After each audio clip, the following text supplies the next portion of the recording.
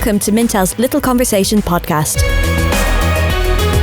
Welcome to Mintel's Little Conversation, where our experts bring you fresh ideas and new perspectives on how consumers eat, drink, shop, groom, and think. I'm Edward Bergen, global food and drink analyst, all-round foodie, and I'm a hummus fanatic. We are still witnessing the challenges of the worldwide pandemic COVID-19. Recently, we've actually, with our really big global team of analysts, working really hard to make sense of it all, which is quite challenging, but we are producing so much content on it, which is giving our readers kind of a lot to think about. We really understand that industries are suffering. But one industry that is close to our hearts on this podcast and that continues to serve us as all is food and drink. And it's not surprising because we all, wherever you are in the world, we all have to eat. And so this podcast, this time, slightly different from the COVID podcast that you may have already listened to. If you haven't, please go back and do that. But this is our second one.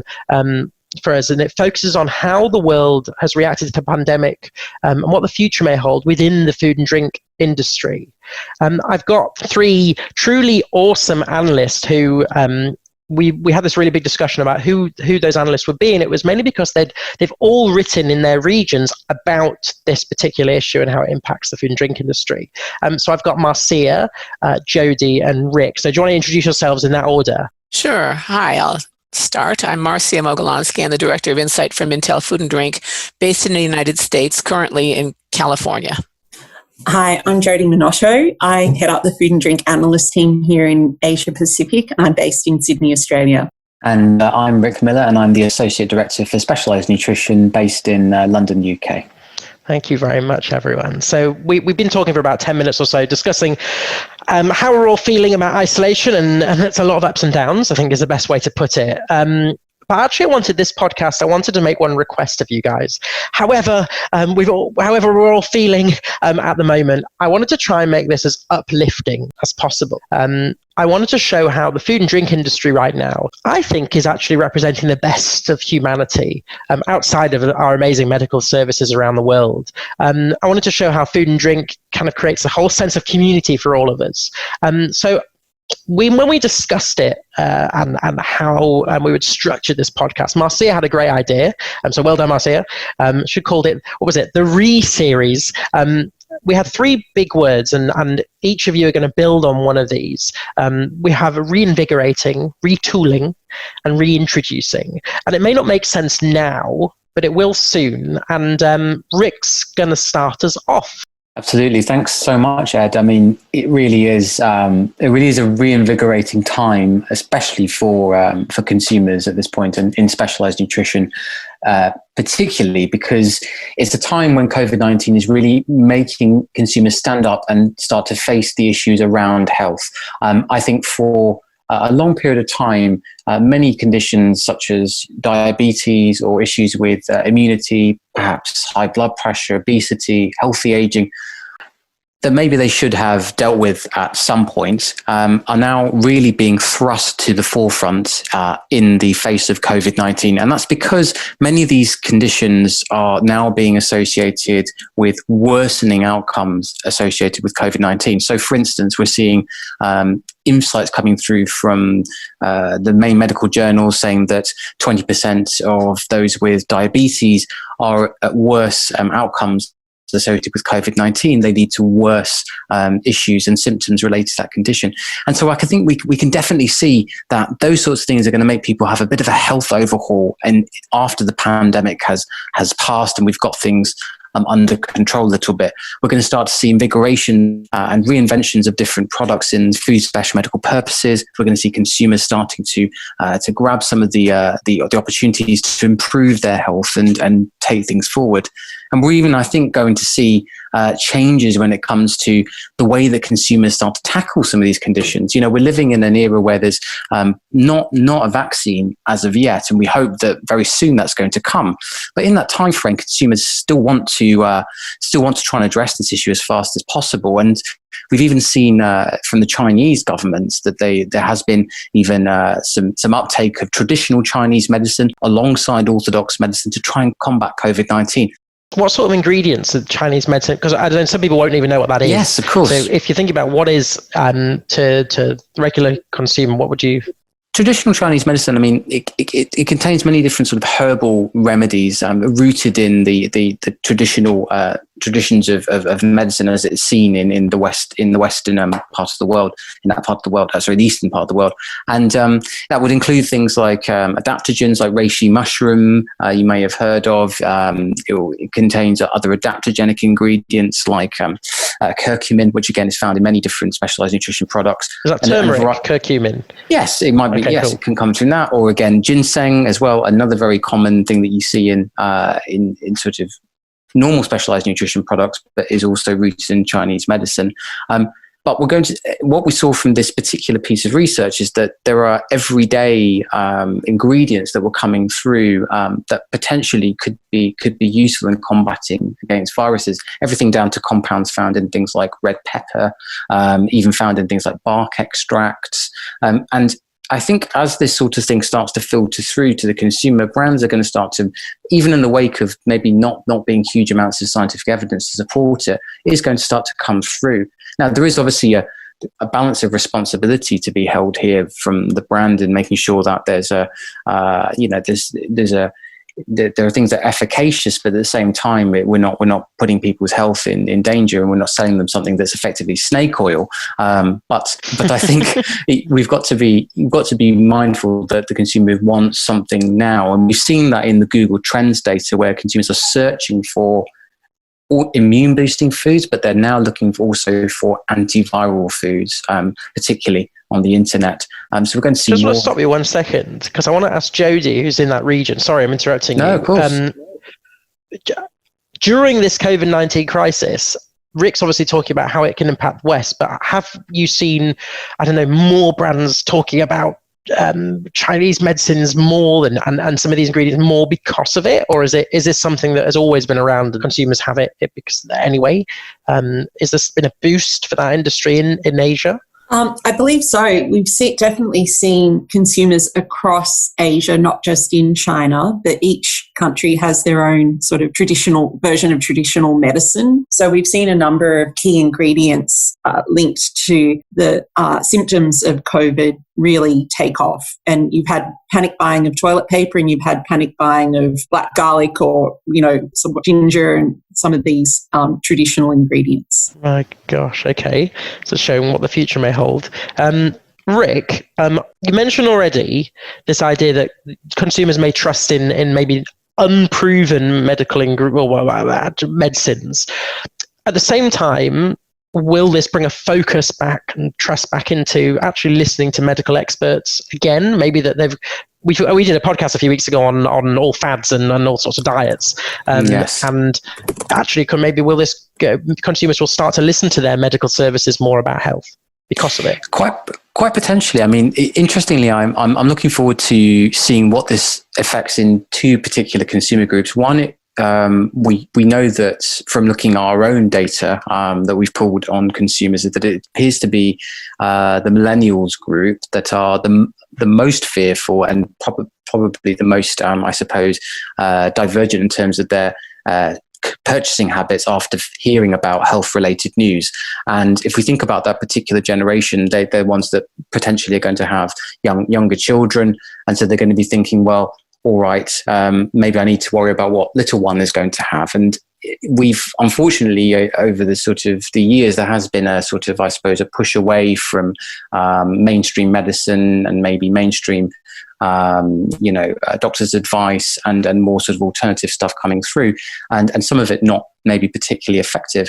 And in the wake of COVID-19, that may bring people back to, again, the traditional opinion of maybe their doctor or their pediatrician for their child. And so we're going to see this kind of, as you say, push towards, right, I need to get proper medical opinion. But at the same time, if there is no vaccine available for my child, maybe I should try some of these remedies. And when we ask consumers about that sort of thing, for instance, something, in a parallel sector, we ask them about sleeping aids and things like that. most consumers will drive for the natural option where possible before seeking the over-the-counter medication, even if the over-the-counter medication has been proven to be more effective. There's a sort of, I suppose, a natural affinity towards the natural option, as it were. That's really interesting. Other than medicine, I remember when we were talking before this. I don't know which one of you thought up the term. I don't know. I think was it you, Jodie? You used the term cleanliness theatre. Oh, that was Marcia. Actually another. Was it Marcia's? Sorry, Marcia. I think we all loved it, but it was separate from the medicine. I know, Rick, we were talking about how it's going to also impact hygiene as well. So food and drink industry may be showing off how clean they are. We have hygiene ratings already, but we'll still go and eat a takeaway that's 2-star or whatever that means. Harmers. But this idea of cleanliness theatre, I really want to talk about it. I don't know who wants to go first. Marcia, you go first. Cleanliness theatre is a term we've coined as a spin-off of the concept of security theatre. Security theatre came about after 9/11, when the airports would suddenly be manned by 2 or 3 heavily armed guards and a couple of big concrete barriers. That did nothing. That would not stop a hijacker. What it did stop was anxiety, because we thought we were being protected. Because we saw the armed guards, that means, there must be a lot more going on than we knew about before. In that translate to the cleanliness theater, it's going to be more spectacle, more showing that we are keeping stores and restaurants clean. They might do that behind the scenes at 2:00 in the morning when the store is closed. But now we're also going to see people at all hours of the day and night cleaning actively, making sure the wipes for the carts are replenished, making sure the garbage is taken away, making sure the floors are washed. This cleanliness theater is something that's going to go on, I think, as a way of assuring people they can go back to the retail environment. Interesting. I remember I've already had a pizza a few weeks ago, and I don't know if this is cleanliness theatre or not, I know, but the guy knocked on the door, put the pizza on the floor, and then he was already back at his bike by the time I'd opened the front door. Okay. And he said the meal's there, and he's wearing gloves. And I don't know if that, I think it was one of the delivery services that are offering that it's the same for every takeaway. I know that simplicity of that, whether that might actually continue long term now. Yeah, I think there's no contact. I think that people are going to look for contactless transactions. I posit that's also going to make drones much more popular. Drones delivering your dinner. Well, because that's where the point of contact happens. If you order online and you pay online, what happens after that? A human has to touch it. A human has to deliver it, even if it's something sealed in plastic. So they've got to mitigate the potential contact, and that will continue. I think that's true. I think this whole time that we're living in is going to have to push some of these more niche technologies that we're seeing more in, I suppose, light entertainment, like drones, to actually being practical ways of delivering foods quicker to people, or indeed other goods that they need. Right, medicine. Like medicine, exactly, to vulnerable groups. I was thinking actually just along the cleanliness theatre line that I could definitely see this being something that gets put on the front of pack of specialised products. I'm thinking potentially it could even be pushed into, foods for special medical purposes, or indeed, even baby foods or infant products, again, to give that reassurance to the consumer, that we've done our duty, we've made sure this is absolutely clean, it's sterile, and again, that's not to say that it wasn't being before. I mean, again, if we take infant formula, it's one of the most heavily regulated and managed goods on the market because it's being given to a baby. But even still, there's going to be maybe that fear in parents' minds thinking, goodness, is this actually as clean as it should be? And I'm about to give it to my baby. There will be that kind of almost kite mark seal approval to say that it's allergen free and it's pathogen free in that sense. Oh, brilliant. Immunity starting right from formula all the way up to for all the consumers. So that's going to be a claim that's going to be very busy for the time being. So we talked about health, immunity, diabetes, and how consumers are going to be caring probably more about these issues, about traditional Chinese medicines, about cleanliness theatre, and so on. So we looked at that reinvigorating consumers in the minds of health. But Jodie had this term retooling that we wanted to get onto. What do you mean by this? We came up with retooling when we were talking with Marcia because we've seen so many food and drink companies, and actually companies in general, who can divert their production and their energies towards doing things that are going to help in a constructive way in this crisis. So, the classic example is when LVMH announced very early on in all of this that they were going to cease production of cosmetics and perfumes in some of their factories and start making hand sanitizer to give to hospitals for free. What was amazing was how quickly and how spontaneously we saw food and drink companies step up and be part of the, well, not solution, but try and constructively help in this situation as an industry that's doing comparatively well compared to many others that have just been obliterated at the moment. Is there any other cool stuff?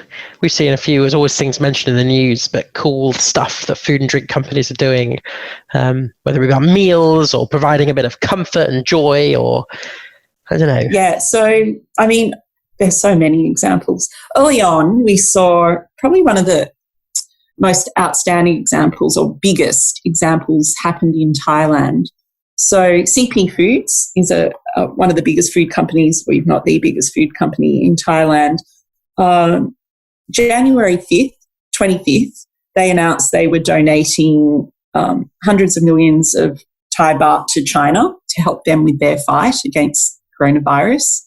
And then on the 5th of March, when Thailand only had 47 cases and 1 fatality, they announced that they would be building a factory within 5 weeks, or 3 factories.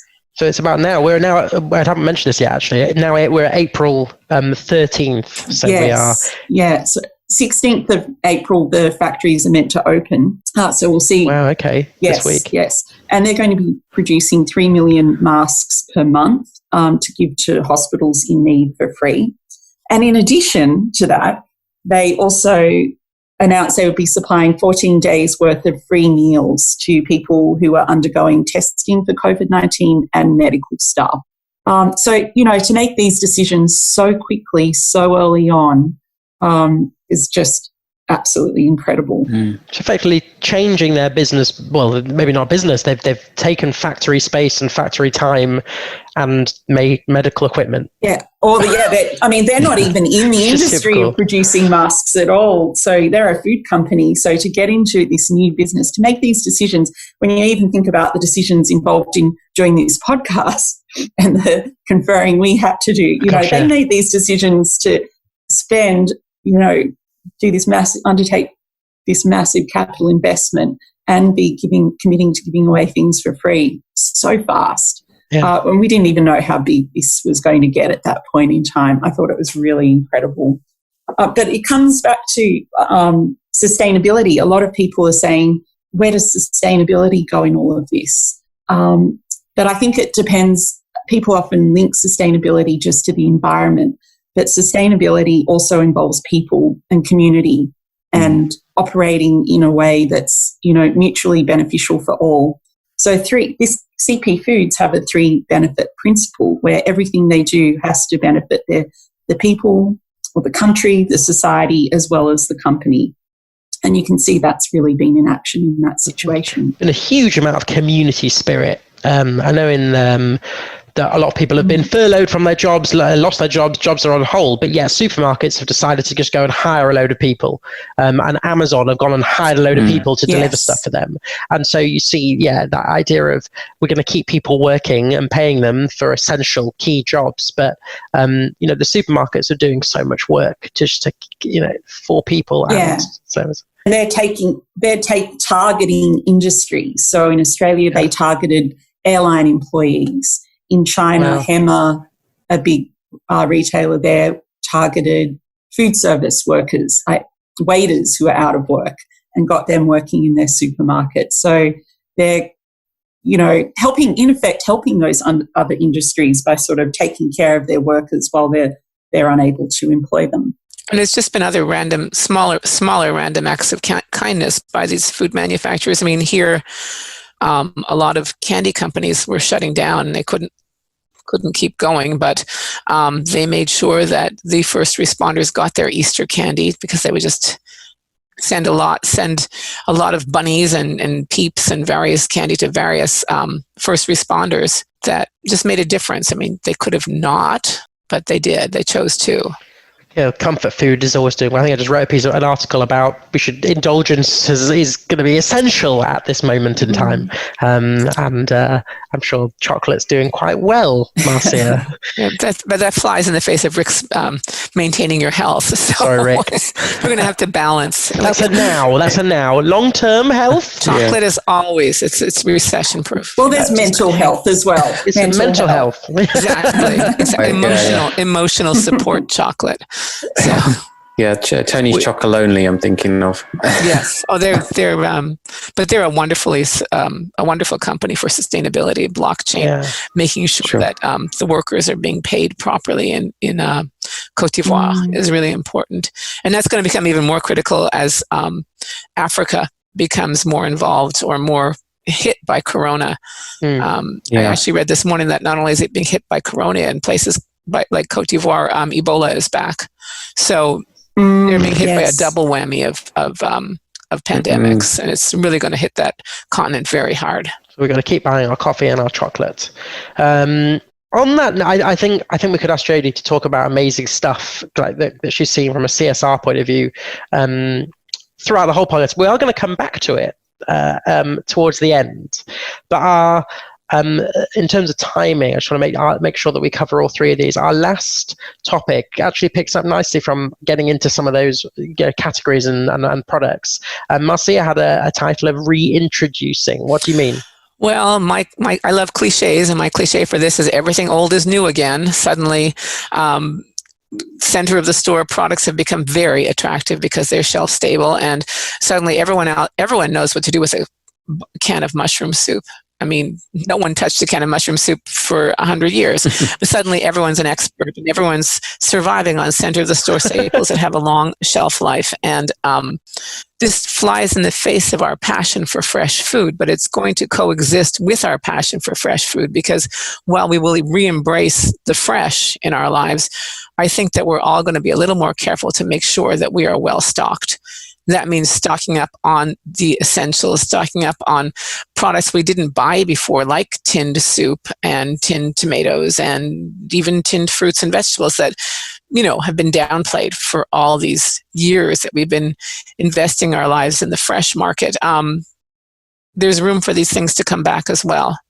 And I think that's one thing we're going to see is that brands that weren't doing well will revive. Brands that are doing well will find a way to make up for their losses that they're liable to incur when the economy goes down. The other thing, of course, is store brands will become popular again. Not that they're poorer quality, they're just lower priced, and that's going to make a big difference as well. On that one, we had an immediate reaction, I think, from Jamie Oliver, who always seems to react well when times are tough. He immediately did one of his shows where he said, I'm going to take you through a load of recipes that you can make for your families using what you've got. And he showed them how to make basic tagliatelle with just flour and water and a knife, and how to make 3 different pasta sauces using just frozen and tinned ingredients. And he kept saying, if you don't have this ingredient because it's out of stock, you can use this ingredient or this ingredient instead. And it's really inspiring.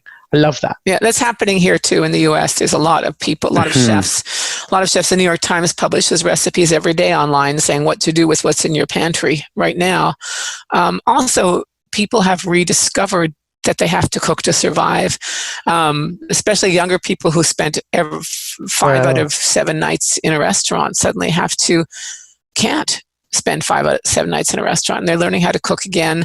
In the United States, you cannot, for love or money, find flour or yeast. Everybody's baking bread. Right. Everybody's posting their bread baking, for better or for worse. It's become a way of it's a return to basics, a return to things that we lost when we became so caught up in the fast-paced life. Everyone's having to take a step back and slow down and do it themselves again, which is, if that stays, it's going to be an interesting development in every aspect of our lives. So we're all foodie people. any of you guys, anything you've made that you hadn't made in a while that you've made a few times during the last few weeks? Because I've got one, but I'll tell you in a minute. Well, we have on the baking note. I spent my entire hour of allotted time that we're supposed to be outside in the UK, searching for baking paper because the 8 stores that I'd been to was out, but we did manage to do some baking in the end, which was quite nice. Awesome. Jodie, have you done any cooking that you pulled out of the bag from the pantry? Oh goodness, we've returned to so many basics. So I have children as well who are homeschooling. So keeping them occupied, cooking is a great way to keep them occupied. So we've been using more than our fair share of wheat yeast. We've done breads, scrolls, made stock from scratch, made gnocchi from scratch, done 5-hour smoked brisket, where we were using our time well and eating well.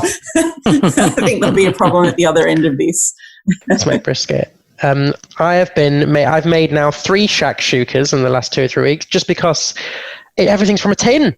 Other than the eggs, which we managed to get a couple of eggs, everything's from a tin, so it's great. Tin tomatoes, throw in some chickpeas, put some feta on top, which is from a packet that's got a really long date life, frozen spinach stirred into it, some chilies and some spices, and you're all dry. Easy, massive meal. So I've been making a few of those.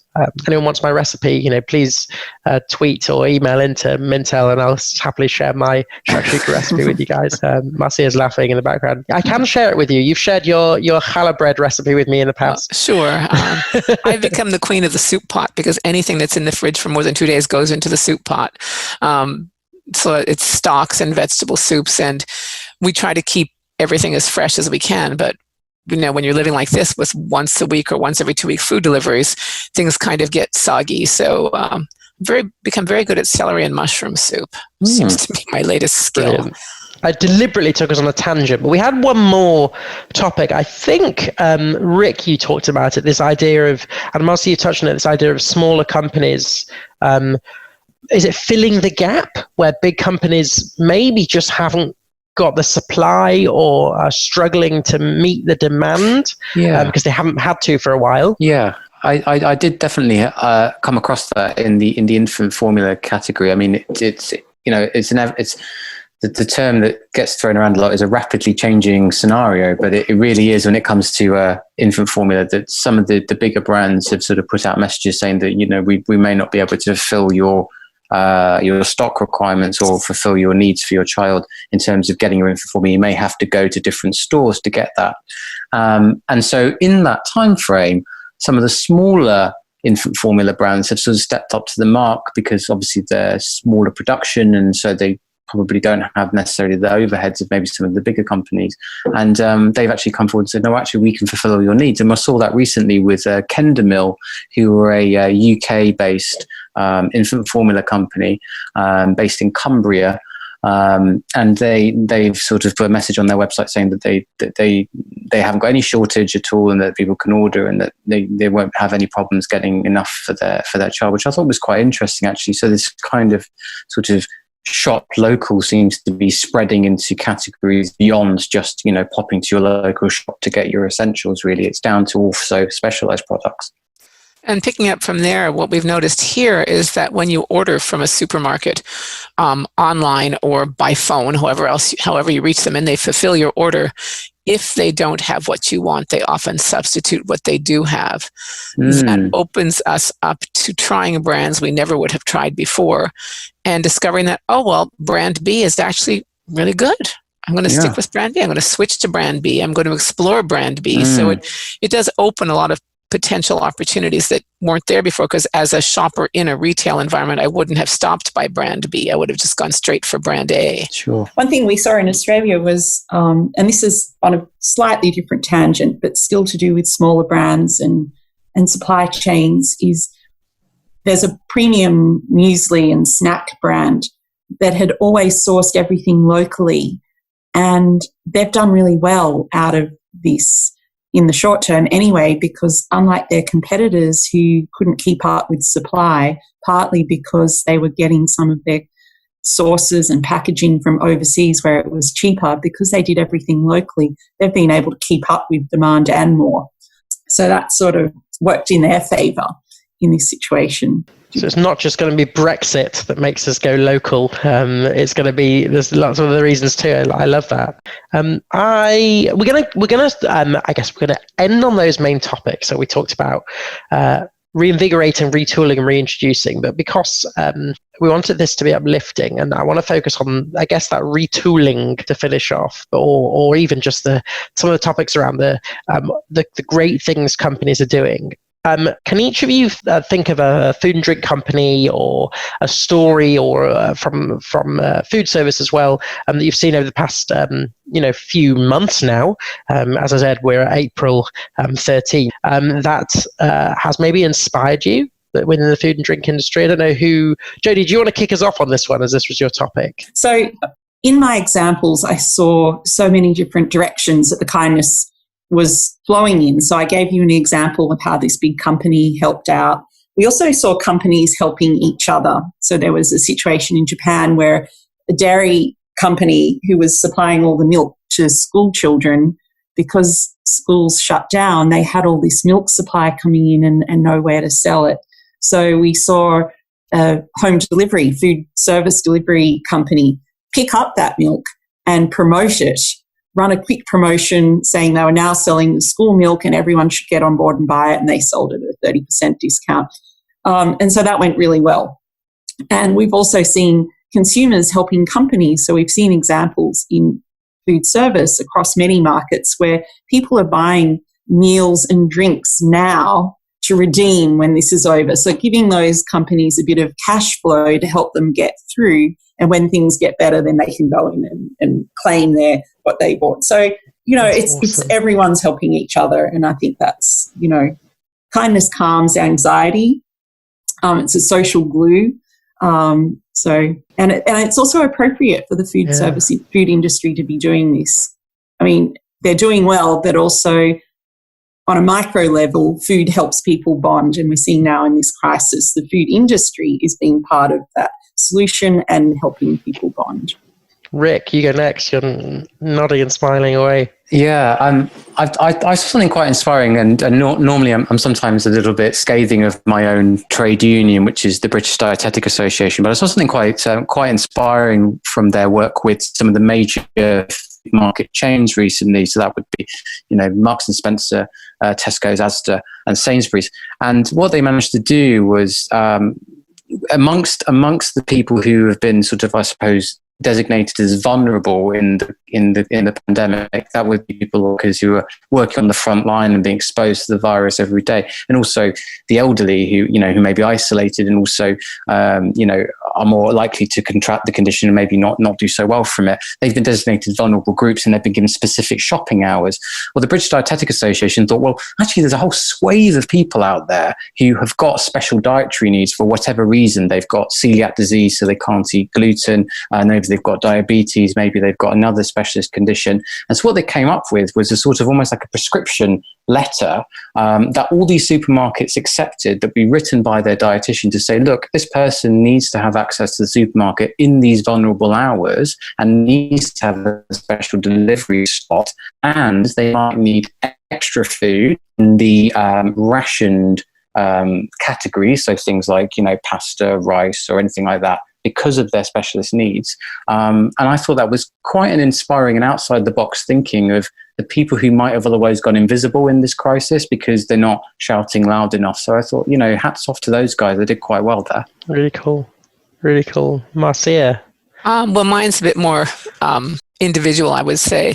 I'm currently living in a small town that is a tourist town, and most of the restaurants have been forced to shut and have lost their business and they're closing. One restaurant, however, developed a once-a-week meal box with you subscribe and you tell them your dietary preferences at the start. And then every Wednesday, a box with everything from the appetizers to the dessert, the wine, the beer, the toilet paper, and the treat all appears on your doorstep every week. And it stops you from having to decide what to cook every night, which is becoming a chore. It also is something special to look forward to. You pay in advance. The product comes, in a box and it's left on your doorstep, so there's no point of contact. And you know that the people preparing it are making an extra special job to stay open, keep their workers employed. You're helping them and you're also helping yourself. So I think that's a great way to keep a restaurant in business in these really trying times for small restaurants. Fabulous. It shows the very best of humanity. Bad stuff happens and actually people come together. We had data last year saying that people were eating a lot more alone. And actually, this is showing that actually people are eating together again, because it's brought people together. We've seen supermarkets doing quite good value boxes for people who are isolated at home, especially our older consumers, and getting a box of essentials delivered to their front door. We've seen supermarkets doing just the first hour of the day just for people working in the medical profession, to support them and make sure they can get the food they have. And one of my personal favorites, I watched John Legend on Instagram in his boxers with his family singing a concert it was tens of thousands of people on his Instagram page. That's not food related, but it was pretty awesome anyway, that you wouldn't normally see other than right now while we're isolated. I quite like John Legend anyway. No, thank you very much. We're going to finish it there. I know we could talk about this one all night. Do you feel a bit more uplifted in the food and drink industry, or at least there's a lot to think about? I really liked what you had to say, Ed, when we were talking about this, when you linked it back to trust and restoring it. Hopefully will restore some trust, consumer trust back in the food industry, which has been a bit, damaged in recent years, particularly amongst big food. Well, I throw in my previous life as an archaeologist, and I can tell you that the human race is extremely resilient, and we just keep going. I'm now also living in a military community, and I can tell you that their attitude is just suck it up and keep going. We don't have a choice. We just keep going, and that's what the food industry is really trying to do, is to keep us all going. So that's pretty positive. Rick, final thoughts? It has been the worst of times for many, and it's been really trying for many. But I think there is a very bright future for many of the categories, moving forwards, and we're already seeing some of the fruit being born in terms of consumer behaviour, and I think that's going to stand the test of time. Sure, there's going to be things that consumers do now moving forward that are unprecedented. They're going to be changing some of their purchasing habits and their personal behaviours. But I think if brands are willing to be flexible and move with that, I think there's some really positive things that are going to be coming in the future. Awesome. So there we go. Our listeners, thank you very much for joining us again. Please subscribe, rate, review, keep listening to our podcast every week. We're going to be going all the way through this whole period, talking about all sorts of other things as well, to keep you uplifted and keep you foodies, your tastes tingling. You can get this podcast anywhere, any of the podcast platforms. Check out our website if you want to. We're also on LinkedIn and Instagram and Twitter and Facebook. Catch me for the shakshuka recipe. Just a final point: stay safe, eat well, and enjoy the time with your families and on your social media platforms with your friends. Make sure you keep talking and keep eating. So thank you very much for listening to Mintel's Little Conversation, and we'll see you all soon.